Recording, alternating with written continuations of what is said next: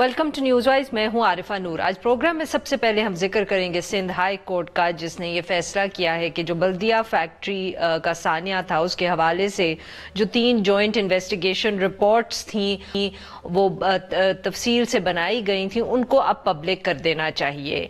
वफाकी वज़ीर अली ज़ैदी साहब की तरफ से ये जो दरख्वास्त है वो अदालत में दी गई थी कि इनको पब्लिक कर देना चाहिए, और आज उस पर फैसला आ गया। तहरीरी फैसले में कोर्ट ने यही कहा है कि शहरियों को ये मालूम होना चाहिए कि हक़ाइक़ क्या हैं, और जो बल्दिया फैक्ट्री के सान्हे में तकरीबन 350 फैक्ट्री वर्कर्स जो थे जो हलाक हुए, उनके लवाहिकीन को भी मालूम होना चाहिए कि इस वाक़े का कौन जिम्मेदार था।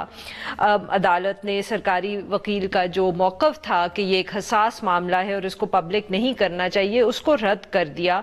और ये जो तीनों JITs हैं, ये इनके अंदर तफसीलात हैं सान्हा बल्दिया के हवाले से भी, साथ में जो लियारी गैंग वॉर्स के मेन कैरेक्टर्स थे उनका क्या किरदार रहा इस वाक़े के हवाले से, और फिशरमैन कोऑपरेटिव सोसाइटी के जो साबिक सरबराह निसार मुराई हैं उनका भी जो मुबैना किरदार रहा है।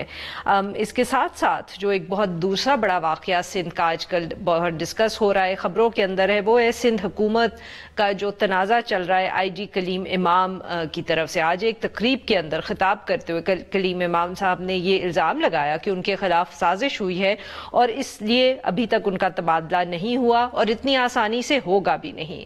मगर गुज़िश्ता रोज़ वज़ीर आज़म साहब का जो दौरा कराची था, उनकी वज़ीर आला सिंध मुराद अली शाह से एक तफसीली मुलाकात हुई और कहा जा रहा है कि ये मामला ही उसके अंदर डिस्कस हुआ था। इस सारे इशूज़ पे बात करने के लिए आज साथ मौजूद है मज़हर अब्बास साहब, जो एक सीनियर सहाफ़ी और तज्ज़ियाकार है।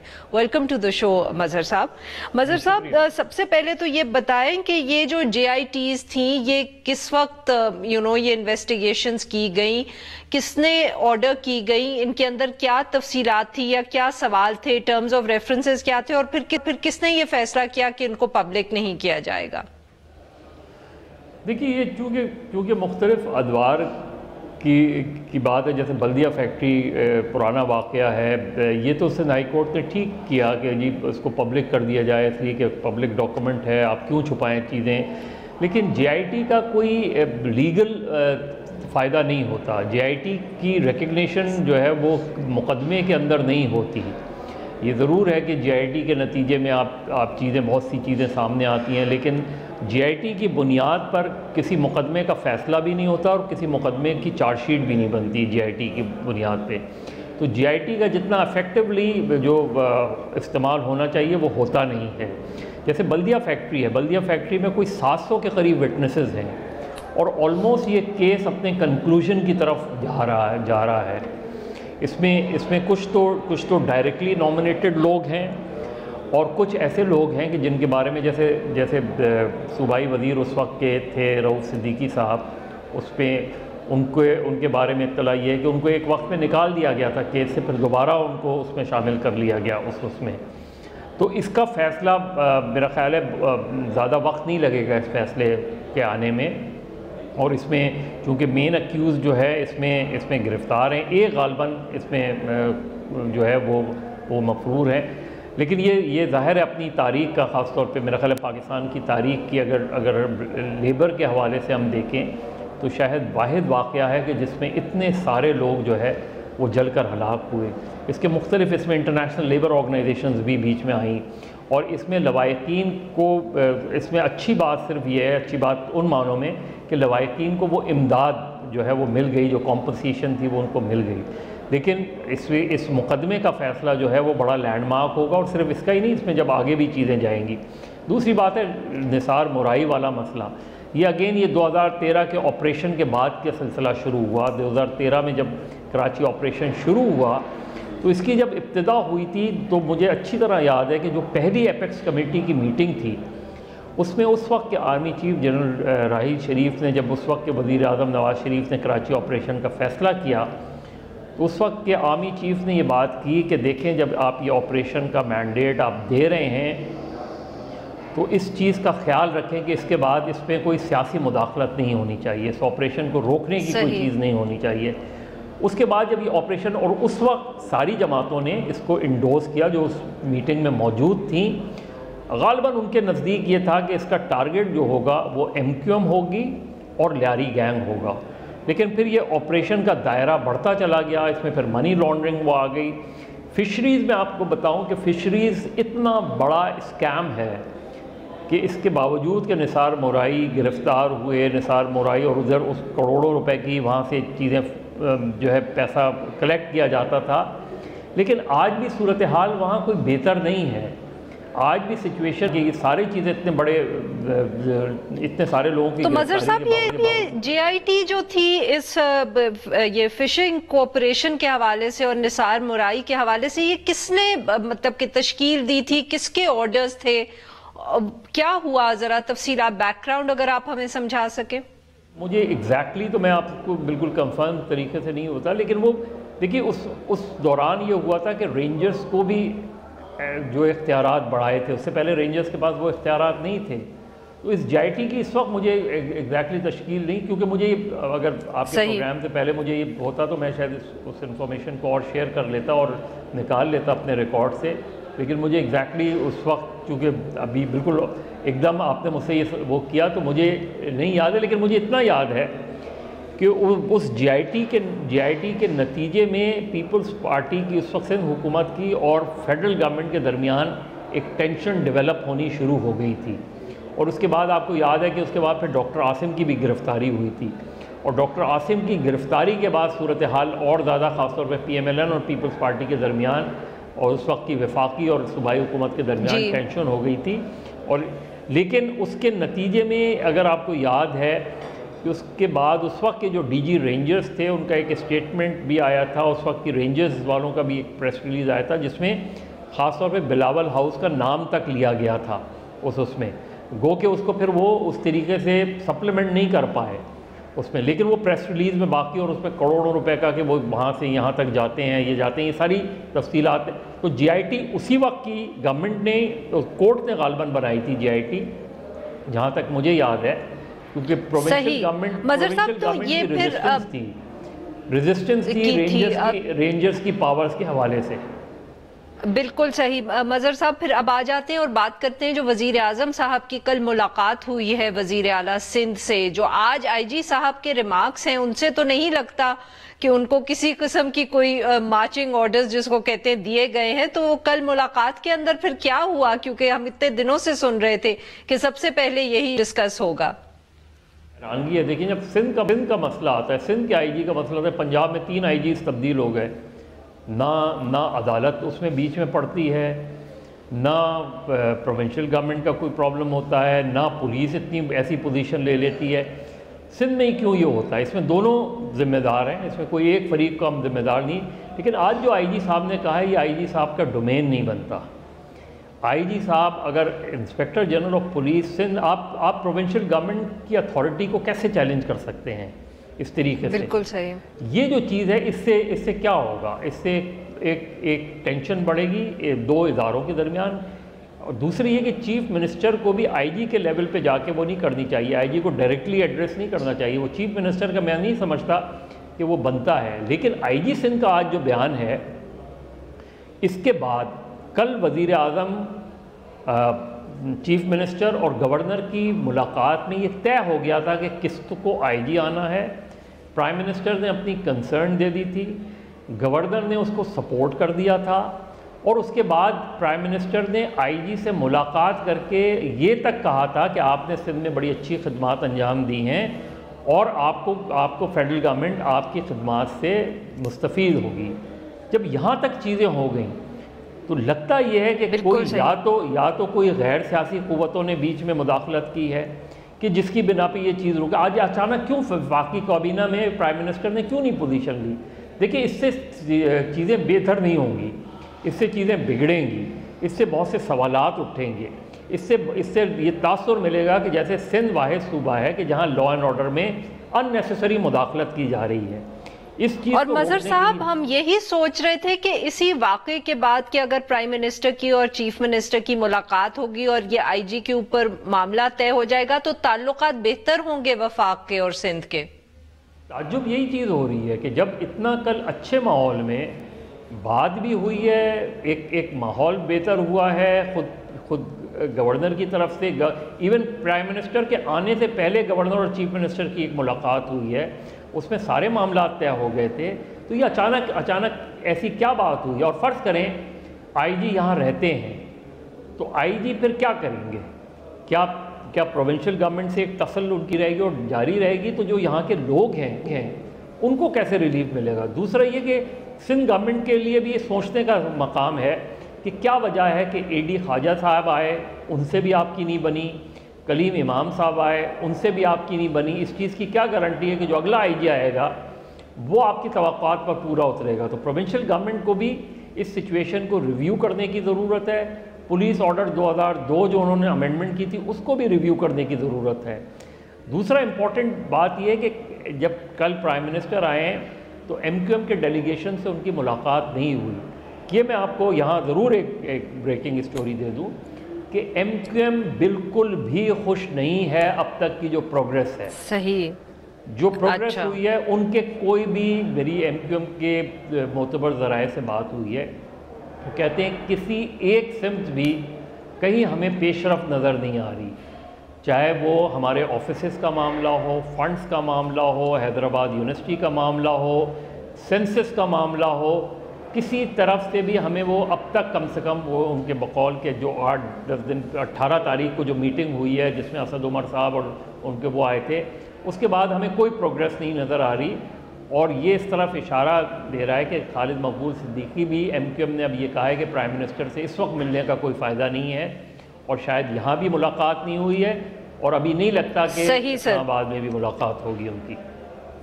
بہت بہت شکریہ مظہر صاحب، آپ سے بات کی. ناظرین یہاں پہ لیں گے ایک چھوٹا سا بریک، اور جب ہم بریک سے واپس آئیں گے تو ہم بات کریں گے جو بزنس کمیونٹی ہے اور اس کے خدشات جو ہیں اکانومی کے حوالے سے اور حکومتی پالیسیز کے حوالے سے. پاکستان بزنس کاؤنسل کی ٹویٹس بھی آئی ہیں جس میں انہوں نے حکومت کی کچھ پالیسی کے اوپر یو ٹرنز کی تنقید کی ہے. اسٹے ود اس.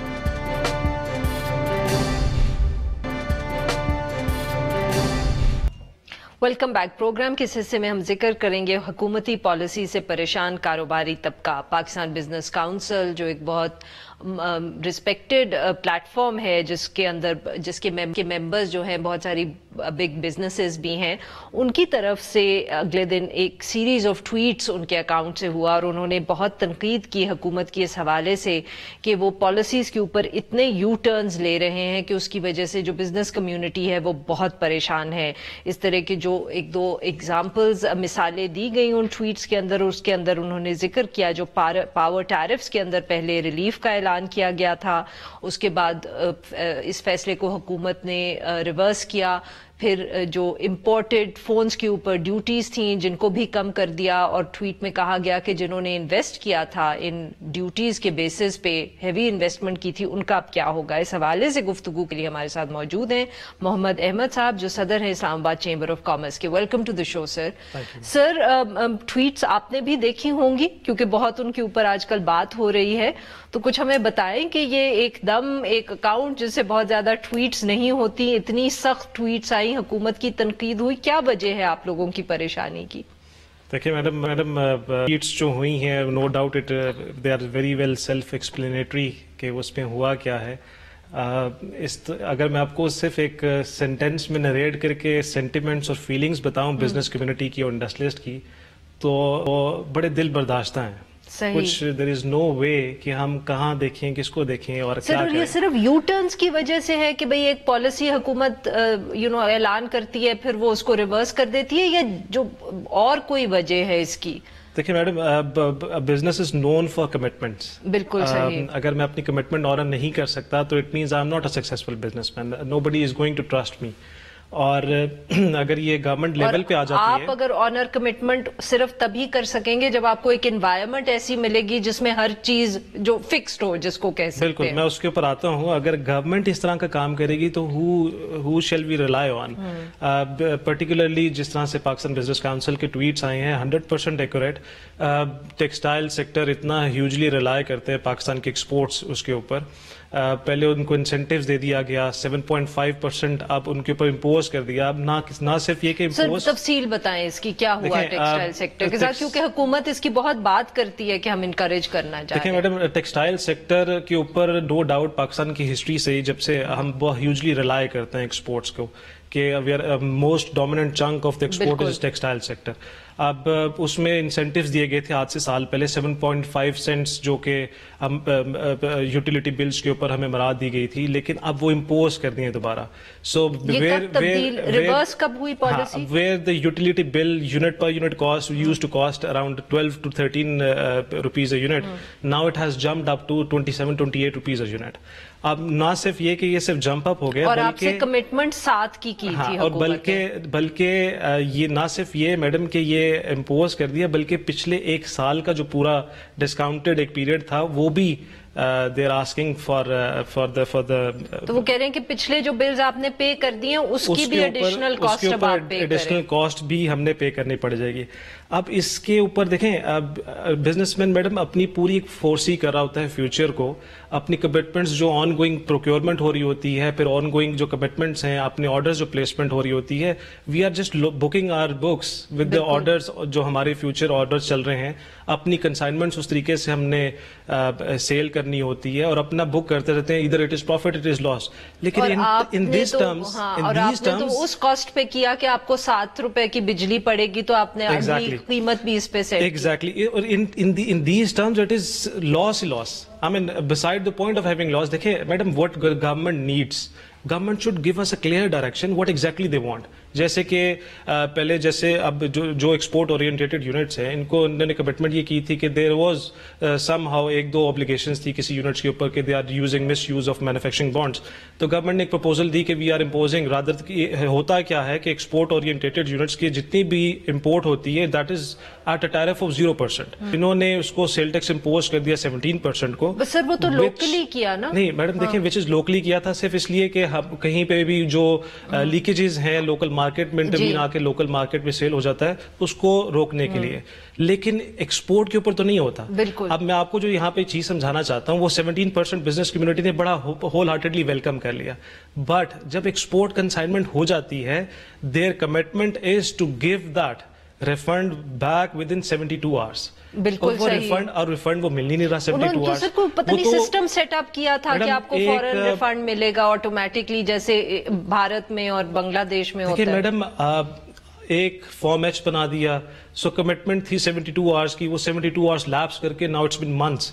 تو وہ ایک آپ کا بزنس سرکل چل رہا ہوتا ہے, circulation of money. When the money is stuck, how are you going to survive in the business? ایک وہ کمٹمنٹ پہ فال ہو گئی.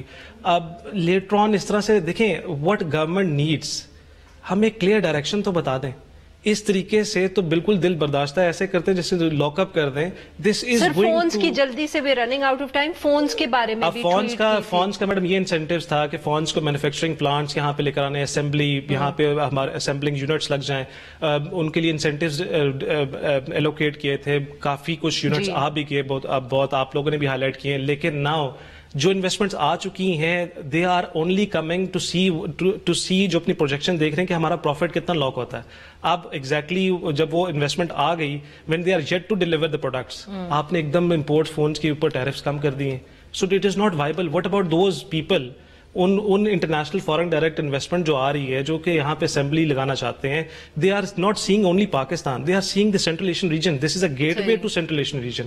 آپ کو وہ بالکل ہی کولیپس کر دیتے ہیں. ناظرین یہاں پہ لیں گے ایک چھوٹا سا بریک, اور جب ہم بریک سے واپس آئیں گے تو ہم بات کریں گے کرونا وائرس کے حوالے سے, جس کی آج کل بہت زیادہ ذکر ہو رہا ہے, اور کہہ رہے ہیں کہ پاکستان میں بھی کچھ جو پیشنٹس ہیں ان کے اوپر وہ سسپیکٹ کیا جا رہا ہے کہ شاید ان کو یہ وائرس ہے. اسٹے ود اس.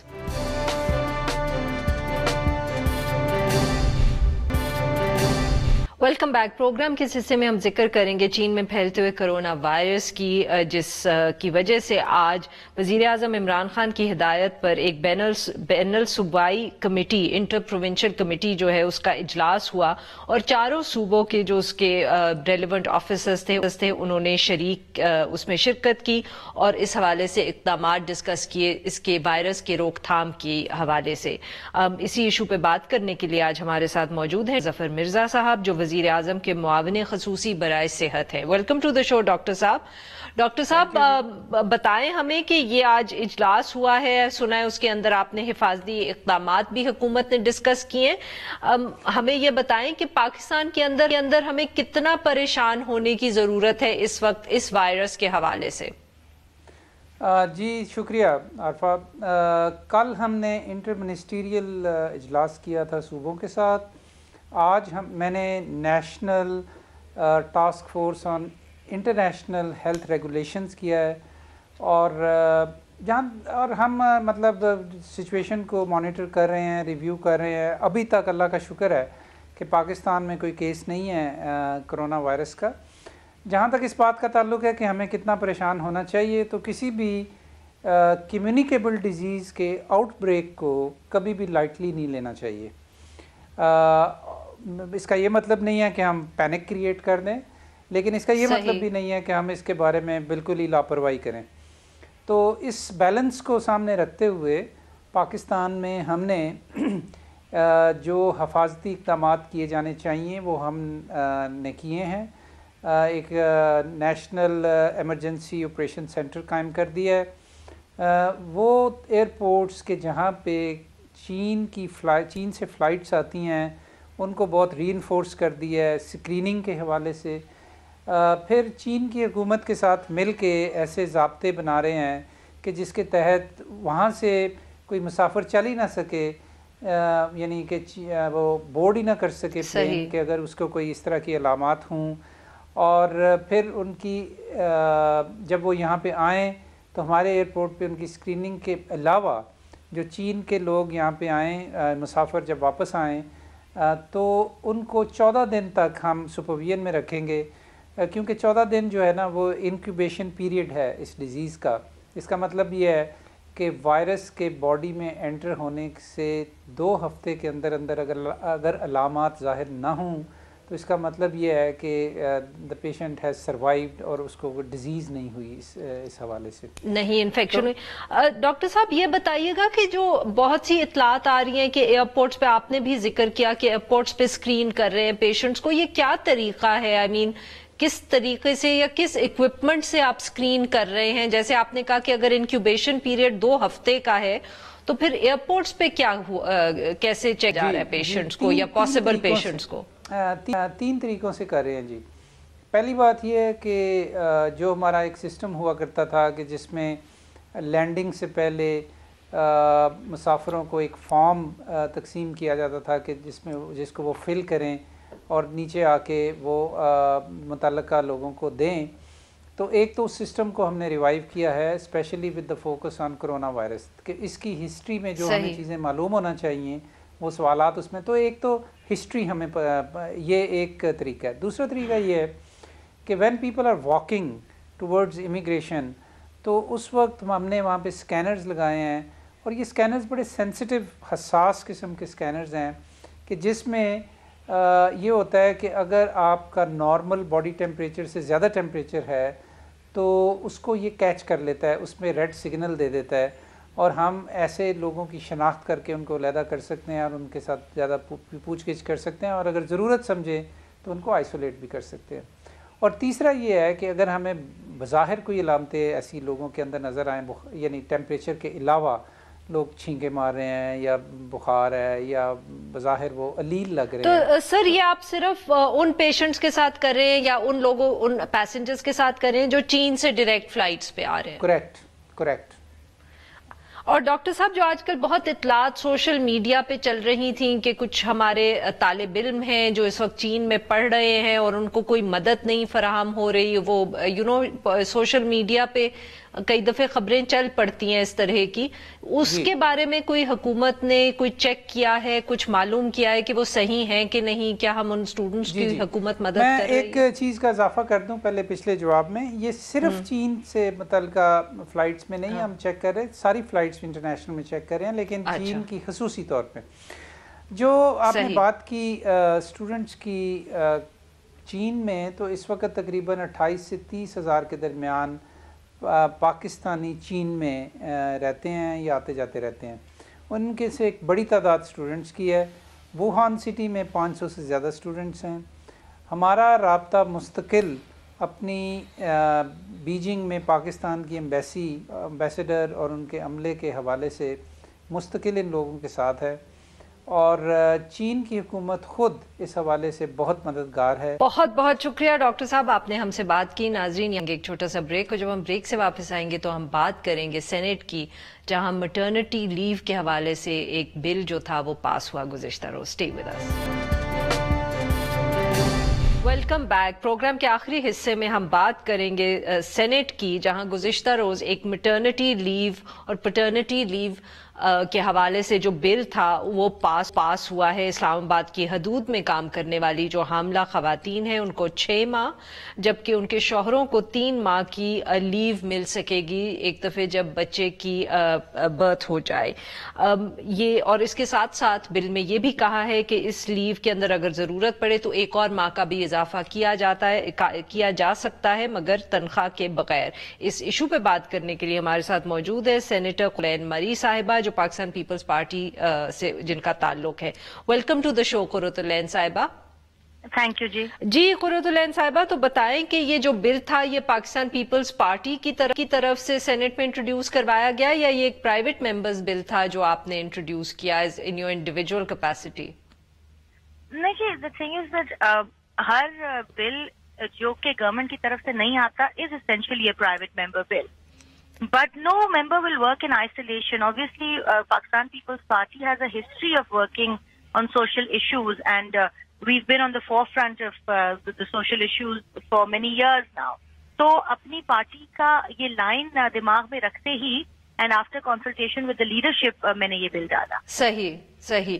اور بتائیں قرۃ صاحبہ کہ آپ نے اس کے اندر 6 مہینے کی جو میٹرنٹی بل کی سجیسشن دی ہے اس کے اوپر حکومت کی طرف سے اعتراض بھی آیا، تو آپ بتائیے گا کہ آپ کے خیال میں 6 مہینے کیوں ضرورت، آپ کے خیال میں ایک اچھا پیریڈ تھا اور قانون ہونا چاہیے اس حوالے سے؟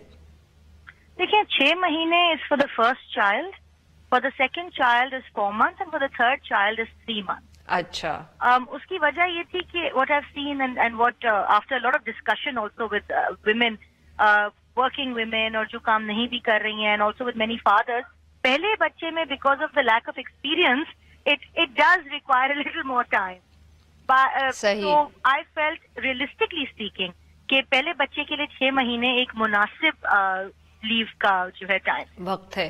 تو قرۃ صاحبہ، حکومت نے اس کو اپوز کیا ہے، اب یہ بل آبویسلی نیشنل اسمبلی میں جائے گا، وہاں آپ کے خیال میں کیا آپ لوگ اس کو پاس کروا پائیں گے یا حکومت کی جو لیک آف کوآپریشن ہے اس کی وجہ سے یہ اس کا وقت گزر جائے گا؟ عارفہ صاحب، I must tell you کہ حکومت کی اپوزیشن was entirely unexpected. اچھا، آپ نے کیا ان سے پہلے کنسلٹ کیا تھا قرۃ صاحبہ؟ یہ بل تو سینٹ کی فائنانس کمیٹی میں پچھلے 1.5 سال سے صرف ڈسکس ہی ہو رہا ہے، جس میں سیکٹری فائنانس آتے رہے ہیں، سیکٹری لا آتے رہے ہیں۔ اب ظاہر بات ہے جب ڈپارٹمنٹ کے سیکٹریز آئیں گے تو ون وڈ اسیوم کہ وہ گورنمنٹ کو ریپرزینٹ کر رہے ہیں۔ صحیح۔ سو اس پہ بڑی ڈسکشنز ہوئی، ہم نے بہت بیک اینڈ فورتھ کیا اور فائنلی یہ بل کی شکل 1.5 سال بعد نکلی ہے۔ صحیح۔ اس کے بعد جب اسٹیٹ منسٹر فار فائنانس کھڑے ہو کے کہتے ہیں کہ میں اپوز کرتا ہوں تو very frankly I was shocked. تو قرۃ صاحبہ، کیا یہ ہو سکتا ہے کہ انہوں نے اپنی ذاتی کیپیسٹی میں اس کو اپوز کیا یا وہ حکومت کی طرف سے اپوز کر رہے تھے؟ کوئی تفصیلات آپ کو معلوم ہوئی ہے اس حوالے سے؟ He is not a member of the Senate. جی بالکل۔ So he was sitting there as a minister.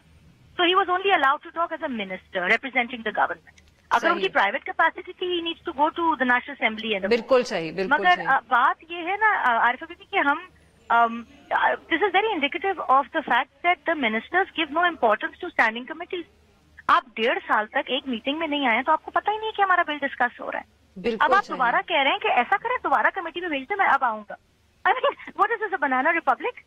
بالکل صحیح۔ یہ ضرور ہے کہ now that we are more aware کہ پی ٹی آئی اس طرح کرے گی تو ہم نیشنل اسمبلی میں اس کو اس طریقے سے لے کے چلیں گے۔ بالکل صحیح، بہت بہت شکریہ صاحب قرۃ، آپ نے ہم سے بات کی۔ ناظرین، آج کے لیے بس اتنا ہی۔ We'll be back tomorrow at the same time.